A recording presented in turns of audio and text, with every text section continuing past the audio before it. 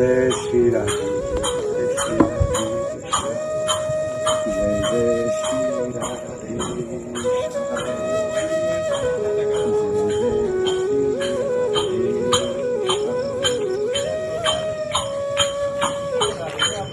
जय जय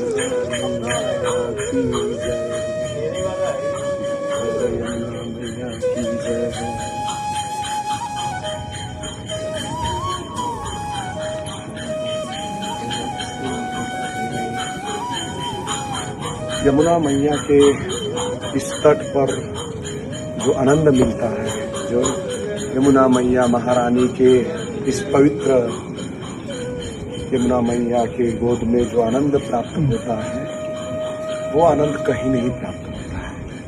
ये श्री धाम में जो यमुना मैया है, ये एक सत्य है और इस सत्य के लिए हमें धाम का वास करना चाहिए। और यमुना मैया की ये जो विशेष सुंदरता है, क्या जो पवित्रता है, तो बस इसका वास करने के लिए धाम में पधारना चाहिए। यमुना मैया हमें हर वो सुख देती है, क्योंकि हमारे मन में जो गंदगी चलती है, जो मन हमारा विचलित है, जो वासना से, काम से, माया से, उसके मुक्ति के लिए बस यमुना मैया के इस पवित्र तीर्थ में एक बार तो नहाना चाहिए और स्नान करके ही हमारे जीवन का उद्धार करना चाहिए। लेकिन एक बात है, जब हम यमुना मैया में स्नान करके हमारे जो भी दुख है, पीड़ा है, हमारे से जो गलतियां हुई हैं, उसके लिए जो पवित्र यमुना मैया में जाकर स्नान करके दीपक अर्पित करके जो संकल्प लेते हैं, उसको कभी भी तोड़ना नहीं होता।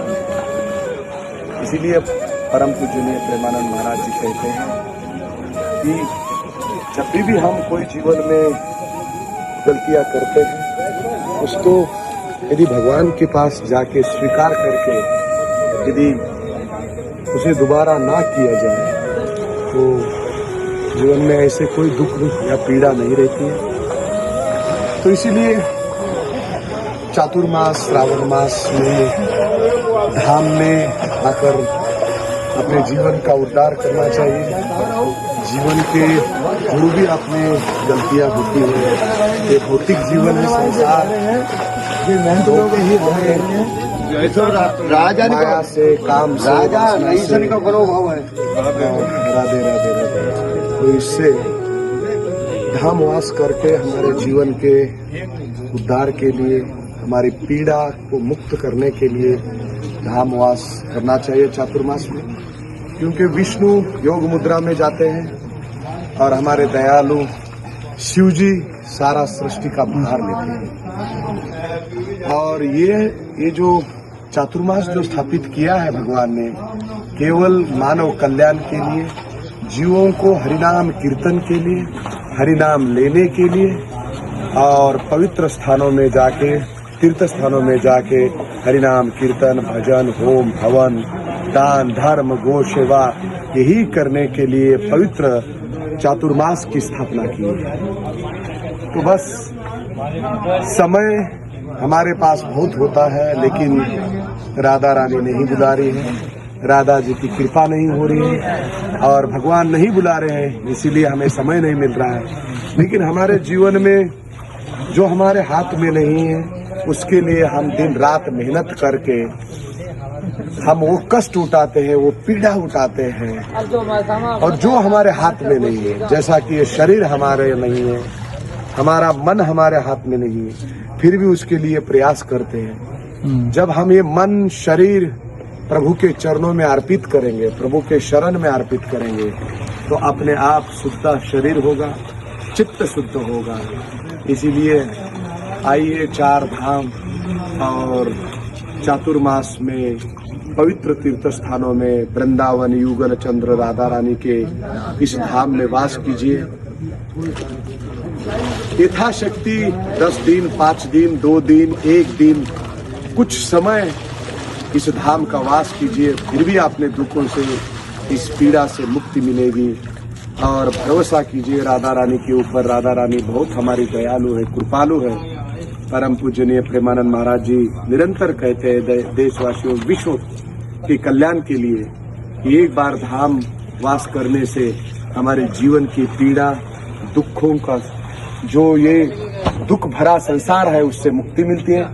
तो जय जय श्री राधे। हमारे जीवन के लिए वृंदावन वास ही इस पीड़ा से, इस दुख से मुक्त कर सकता है।